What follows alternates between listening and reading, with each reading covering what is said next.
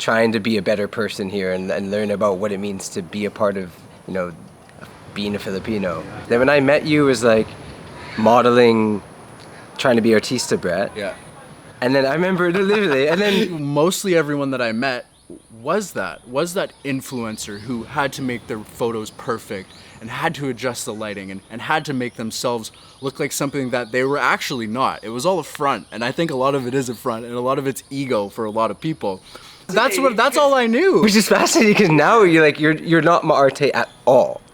Like at all. Yeah, as I say, the only thing that is right is what's right for you. Yeah, totally. So, welcome back to another vlog. Today's episode is going to be completely different, unlike anything I've ever put on the internet, but I know you guys are going to enjoy it. Anyways, nonetheless, here is the conversation I had with Kyle earlier, and we'll see you guys back here in a little bit. Sorry. Are the guys skimboarding now? What's that? Are the guys skimboarding now? I think so. Sick. I'm gonna check them out after. You guys, this is episode 1 of Bret's Table podcast edition. Today is our very first guest. Dude, just please don't bump this bike. They can see it. Look at this. You guys can be see. careful. We have both of our cameras on top of a surfboard, on top of a bike. You can't move much because your thing's against it. That's why it was moving it. Okay. So you have to be like really cautious. Okay. We have our first guest. That's me. Mr. Kyle Jennermann. Hey guys. Okay, first of all, congrats on becoming a Filipino citizen. Yeah, thanks, man. It's pretty wild. It hasn't set in yet. No, it hasn't set in yet. Because it's like, as soon as I became a citizen, took my oath, the next day I went to immigration and like gave them all this documents and like the bills and the paperwork and all this kind of stuff. So I haven't actually got any ID yet that says like nationality Filipino. So even though I am technically Filipino now, I think it's really gonna hit me when they release my naturalization certificate. And it's like... So you are a Filipino citizen? Yes. What the heck, dude? Even I kind of can't get over it. Like, to me, it's... Well, and to the world, too, right? Like, you're the first ever Canadian naturalized as a Filipino citizen. Other than, like, the PBA players or the people that come to the country. No, but there was none were naturalized from Canada. So I think I'm actually... I mean, again, don't quote us on this, but I think I'm one of the first, definitely. And... I think my circumstances of it happening the way it did, because usually it's like basketball players or whatnot, it was definitely unique. So, yeah, it's pretty surreal, man. Like, it won't set in for a long time. It hasn't hit it. I've gone through like 2 years of super emotional waves, because when you're like filing a bill and then you're having a hearing and then it might happen, but then there's an election year, so it doesn't happen, and then there's a new Congress, and there's a new hearing, and there's another hearing, and then there's all this hype on the internet. Like, even when I was approved in Congress the first time, everyone's like, he's a Filipino citizen, but no, I wasn't. Like, you have to be approved in Congress and Senate and a Republic Act, right? So even when you're approved in Congress, it could mean it never happened. I can't even begin to, like, I can't explain how many times you have been back and forth from here to Manila to constantly be doing like paperwork and meetings and all this stuff. Yeah, it's like it's not an easy process. It's a very, very unique blessing that takes a lot of work from a lot of people, including myself, and it's just something that, like, because it's been so emotional for 2 years, as I sit here now coming from, you know, a waterfall trek, I'm just like, yo, living the dream. It's like, no, I just like, it's still, I've gone through so many emotions that right now, talking to you, I'm just like calm. Like, I'm not going to be like crying in this interview or anything, because I've already done it all. I've done all the crying. And actually, like, when I picked up Kyle from the airport, I kind of got emo in that moment, because it was my first time seeing you after you got granted your Filipino citizenship. Like, how's it feel? Oh my gosh, hey, oh my gosh. You're a Filipino citizen? I am, I know. What the hell? Yeah, it hasn't fully set in yet, because it's going to be a while. Like, you don't understand how it feels until... I can feel it, like, I understand to an extent, but like... It's like what I mean is like, it still hasn't set in. Yeah. I think when I go back to immigration to pick up the certificate, because I have to wait another week to get the naturalization certificate, even though I am a Filipino now, I'm Filipino, yeah, man. It's wild. But I was just like hopped to the car, like, yo, what's up? And then It's like, what the hell? Because I know, like, well, since you started this YouTube channel and the social media platform of becoming Filipino, was it always your goal to become a Filipino citizen, or like it wasn't a thought? No, because like what happened is, here's the thing too, is like a lot of people that get into social media or they just start it and they have whatever reasons they want to. For me, it was like there was a whole year of my life in the country. So 2013, I come here from Hong Kong with my work colleagues, travel for 3 weeks, get very, very inspired just by the way people connect with like positivity and how shared happiness was like cool. You know, it's not like awkward to be like, yeah, this is dope. No, like, it's not. Dude, the Philippines is the happiest country on the planet. And then, you know, I go back to work and then I come back and forth. I end up spending 5 months of my life here in 2013. And imagine that's no social media. There's no becoming Filipino. There's nothing. So all these positive things were just becoming a part of my life. So I was like, man, I think I'm gonna start this thing becoming Filipino to like really deeply immerse and learn more about this country. Things people won't see, because I think there was Tell him, dude. Tell him. No, imagine the first 2 months. Me and Kumar literally went around like Cagayan de Oro, Camigan, Bohol, Cebu, and I used to have business cards. And this is like the very beginning of becoming Filipino. I just launched the Facebook page, and I used to hand out business cards to just talk to people everywhere: fishermen, business people, the Tindahan owners. Business cards as in what? It just literally said, "Hey, I'm doing this journey becoming Filipino," and then I said "Tabangi ko, palihug," like literally, like please help me. Yeah. And then it was like just send any positive things that make you happy that you think I could do to learn about your country, yada yada yada. And so to this email or to my Facebook page or to my Instagram or whatever. And so I just compiled all these things. I used to make lists. I compiled these lists of things that made people like happy here, and that Filipinos thought I could do to learn more about their country. And then I started going out doing them, but it wasn't like me doing them being like, if I do all these things, I will be a Filipino. Yeah. It was like, hey, I think the more I immerse and the more I learn about these things that Filipinos think I should, then they'll become a part of my life, and then I'll just continue, you know, being able to get inspired and hopefully share that with the world around me. And all of that was, all that traveling and that just pure passion to travel in the country, that was before YouTube. So the 2013, no YouTube at all. Yeah. Then we made like one video of me interviewing people, being like, hey, what should I do during that time going around? And I think I had it on YouTube a long time ago, but then I just took it off like 5 years ago, because it didn't like, I don't know. I was just like, I want to show the people my adventures and whatever. So, but literally, maybe like first like 3 or 4 months, just 2 videos of me interviewing people, asking them what I can do to learn about the Philippines. Yeah. I mean, people don't see that stuff, eh? You do things like out of passion and purpose, and you do a lot of unique things, you know, like go around handing out cards. It just comes with it naturally. When you do things out of passion and purpose, like all the beautiful things just flow effortlessly towards you and into your life. I watched your vlog, part of it, the other day, and you said something about changing the name of becoming Filipino to something else, maybe. But since you are actually a Filipino citizen now, will you change the name? Of course not, because I mean, I wrote about this as well just the other day. It's like, let's look at it this way. If you're becoming a doctor, when you become a doctor, you don't stop like becoming. At least I don't think. I like to think you just keep learning, keep being open to what's around you, keep trying to grow as a doctor. So it's like me, again, I wasn't trying to like becoming Filipino when now I'm a Filipino. It's not like, yay, over.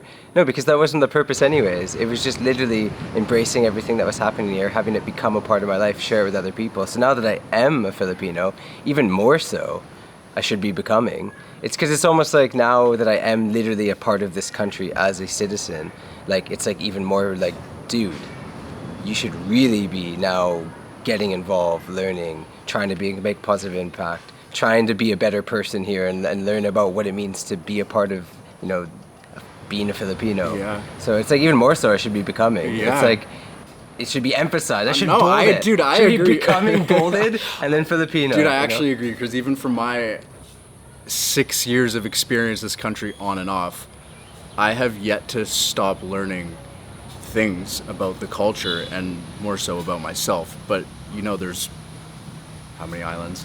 7,641 islands. How many different tribes? Of Over indigenous? 211, I think. Yeah, over How 200. many freaking dialects? Over 100. And languages. Call them languages because people will get upset. Oh, really? Well, languages. yeah, that's a topic that we can talk about. Okay. But, anyways, keep going with your thought. But you just like everywhere that I've explored in the Philippines, each place differentiates, it seems, from one to the other so vastly. So when you go somewhere, like say you go to Kapul, or then you go to another neighboring place like Allen, like different language, different language, vibes, yeah. different vibes. So different Kinilaw, different whatever. yeah, different everything. Speaking of which, man, it's like even me being Canadian, like growing up as a Canadian, I would like almost think that we should all have the mentality of like becoming Canadian more too.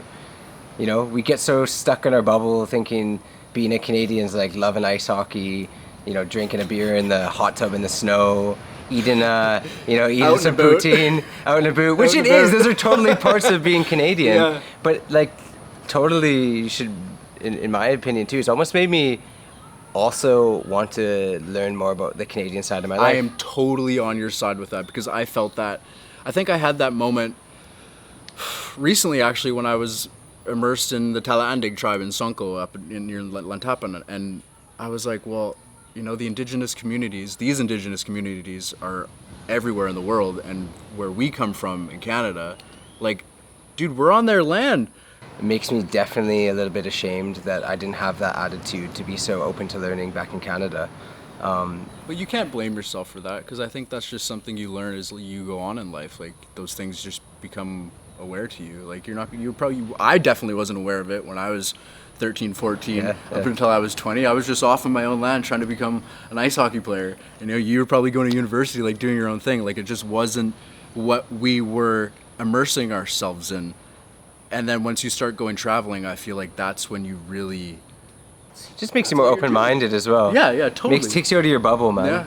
Like, it's crazy too, because I actually have a lot of friends, back in Vancouver Island, and who grew up in like Comox, and I know that I'm not like that tight with some of my friends there anymore. I do have many who I am, but some of them I know have just lived their whole lives in our small hometown, and don't maybe like have popped into Mexico once for like all-inclusive holiday, or popped into Hawaii for a quick like holiday, but then they're just like there and they're happy, and there's nothing wrong with that. But certainly I feel like the world benefits more when we all try and explore and connect with it more and open our minds up to it more, so we're not just stuck in our little bubbles of what we think is the world. Really the world's like Dude, this. the world is so big. It's so beautiful. Actually, first of all, how old are you? I should know this, but I think you're 27. 28. Okay. 28, turning 29 28. on Oh December gosh. 21st. You've matured a lot too since you came to this country. I can heavily agree on that. And I can look back at my content from when I first started and then look at it now, and I'm just like, I really am not a different person entirely, but a lot of the stuff I felt like I was putting out when I first started YouTube was all ego-driven and just like what I knew at that time for what vlogging was. Actually, what was going through your mind when you were first introduced to that community and people were saying, like, pumping you up, being like, model, do this, hang out in nice bars with people, do trendy stuff in Manila? Like, be honest, like, were you just enjoying it and immersed in it when you first started, or?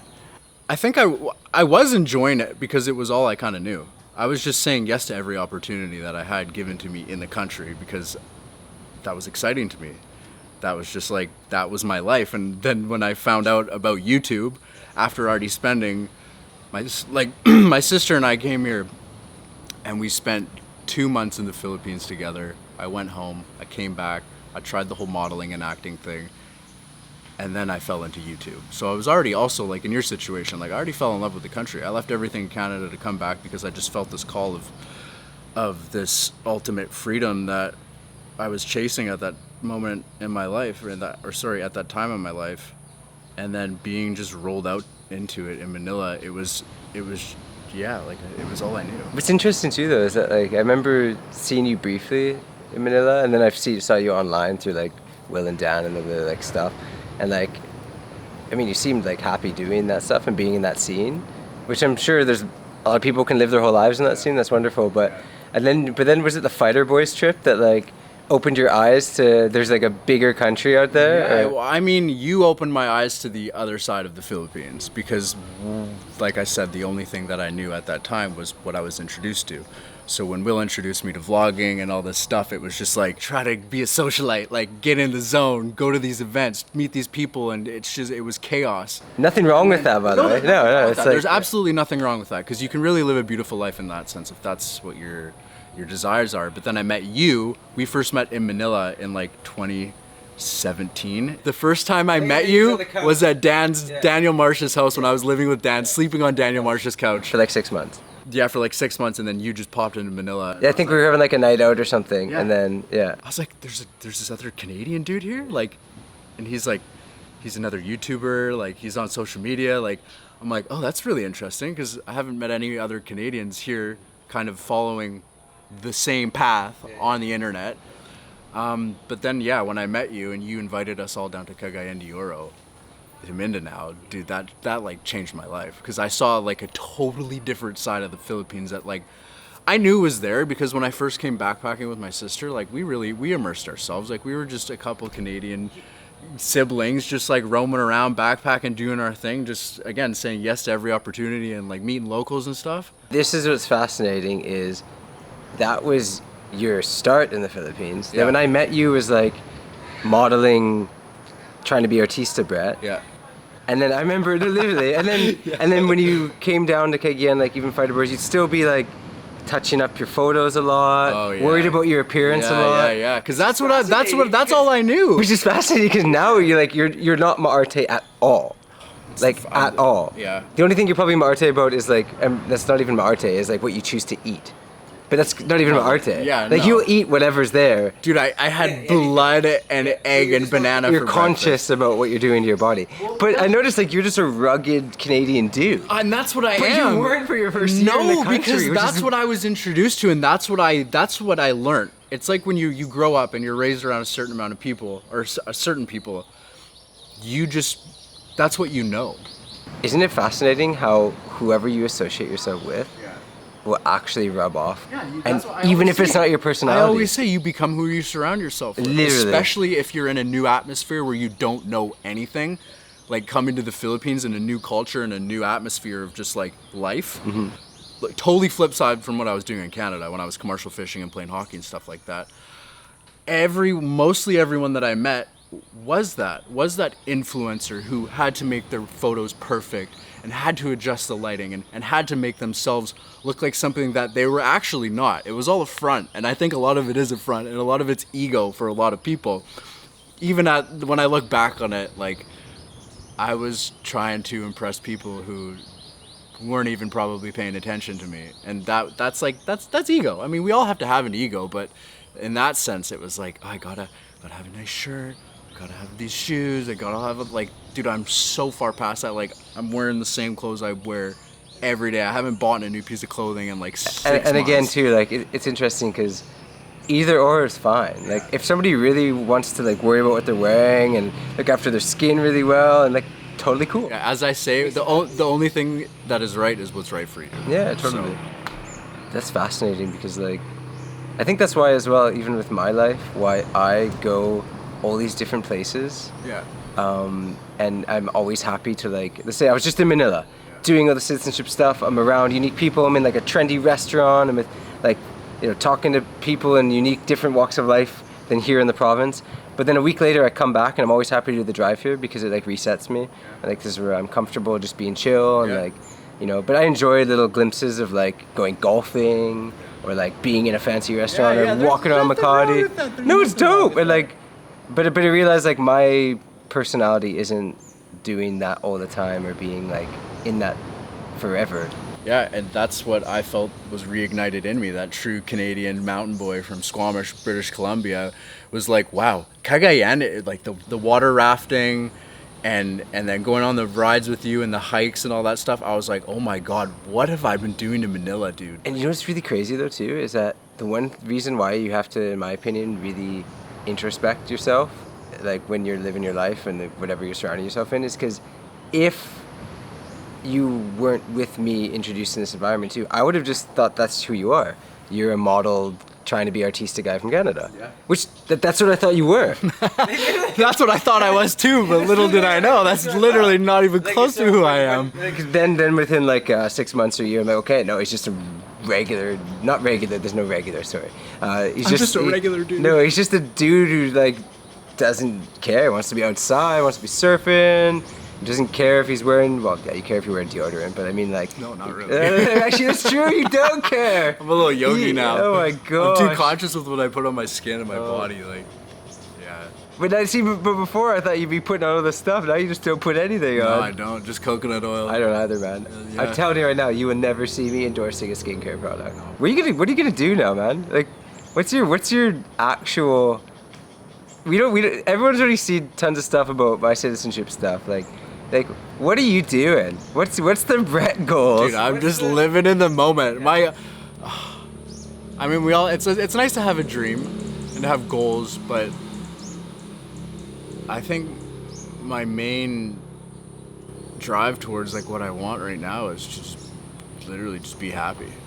So wherever that feeling leads me to and draws me towards, like, that's where I'm going. Like, it's hard for me to think like that far ahead in the future of like years from now, because since I met you to now is gone by like that. And I would actually argue, a lot of people ask me, I used to get asked in interviews and stuff, like, where do you see yourself in 5 years? And my answer was like, I don't. Yeah. I don't even, what if, and like, I'm not the kind of person who's like, I could get hit by a bus tomorrow. It's just that my priority should be on the now. Because if I'm thinking too much about the future never comes, then why was I doing that? You know? So I think feeling it out too is a good thing. Yeah, I just genuinely, for like the last 3 years, just go and do whatever my heart desires and what makes me the happiest. Who do you miss the most of your friends in the country who you haven't seen for a long time? Like, just, Daniel Marsh. yeah. What do you guys get together, man? Yeah. Where is that guy? I don't know. That's the thing. I know he's with Will and Jack. I'd like to see you and Dan together, actually, too. Yeah. Yeah. Because That's the first person I would say. I would say, too, you and Dan have both gone through different life journeys A lot of changes, dude, since we lived together in Manila. Oh my god. So I feel like it would be so epic for both of you to, like, be together, not like Bing and Bob before, where it's like, wah! But like now, when you've like gone through these maturing life journeys. Yeah, it would be interesting to do a trip with Dan. Dan, if you're watching this, I love you. I miss you. Come home. Come back to Mindanao. He's from Cebu originally. His mama's Cebuana, dad's from Ireland. Grew up in the Philippines. You know what I think about, actually? It's so fun.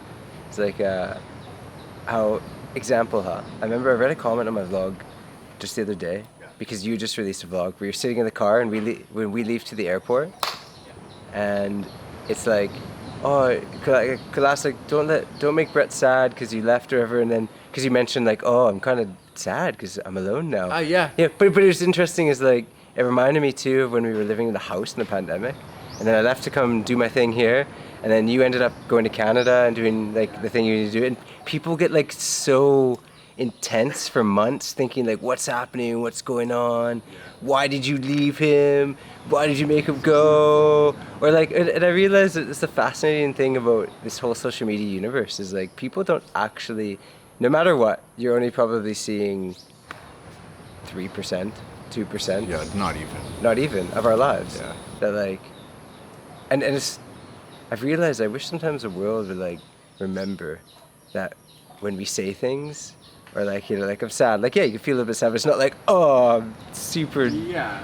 You know what I mean? You know what I'm talking about? Yeah. It's like, Yeah, because I mean, we're our own humans, and we're, like I said, we're just doing what feels best, and a lot of the time, I'm not gonna follow you or someone else on a destination or a trip just because I want to vlog or something like that. Like, I'm gonna do what's best for me, and that's what's happening here.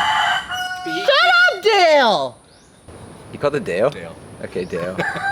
Should we just eat Dale? Dale and Dave, Should we just let's eat be Dale? Dude, we could eat him. We have so many. We got a lot of chickens here. If Dale.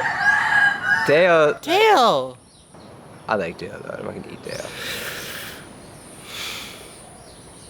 That was fun. Yeah, great. Thanks for sitting down with me. Kyle's leaving again. I'm actually leaving for the first time in a while, although I did just go to Bukidnon, but I got a big trip lined up. I cry a lot. I cry all the time, dude. I Kyle, literally Kyle cry all the cries. time. Kyle cries. Shut up, Dale! Dale! Enough! Let's go get some tuba. No way. Yeah. Idol. What a loadie, man. That's so dope at night. Just for you. Look at this freaking legend go.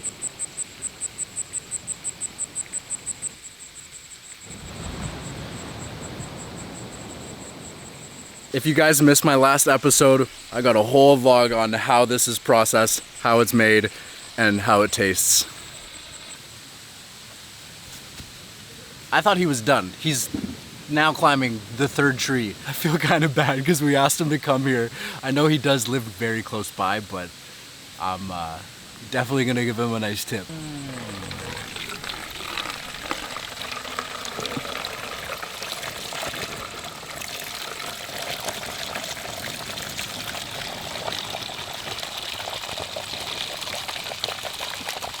Oh yeah. Just a table. How good is that? Delightful, yeah, so good. Yeah. Yeah. It's like deliciousness, like candy. It's like candy, it is. It's coconut candy juice. Uh-oh, that was quick. Sorry about the lines.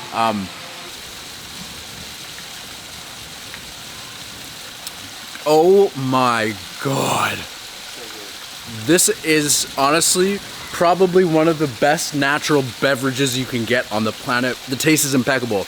It leaves a little bit of oil residue on your lips from the fat of whatever's coming out of that coconut flour sap or nectar. I don't know the difference between sap and nectar, but oh my gosh, it is perfectly sweet. Just go watch the other vlog. I love you guys. That is the vlog for today. I hope you enjoyed that little conversation, and we'll see you in the next one. We got a big month coming up that I can't wait for. I'm really excited for myself, Kyle, and everybody else. You guys, I love you. Hit that subscribe button. Slap that matter like button upside the head if you enjoyed today's video. Hinay, huh?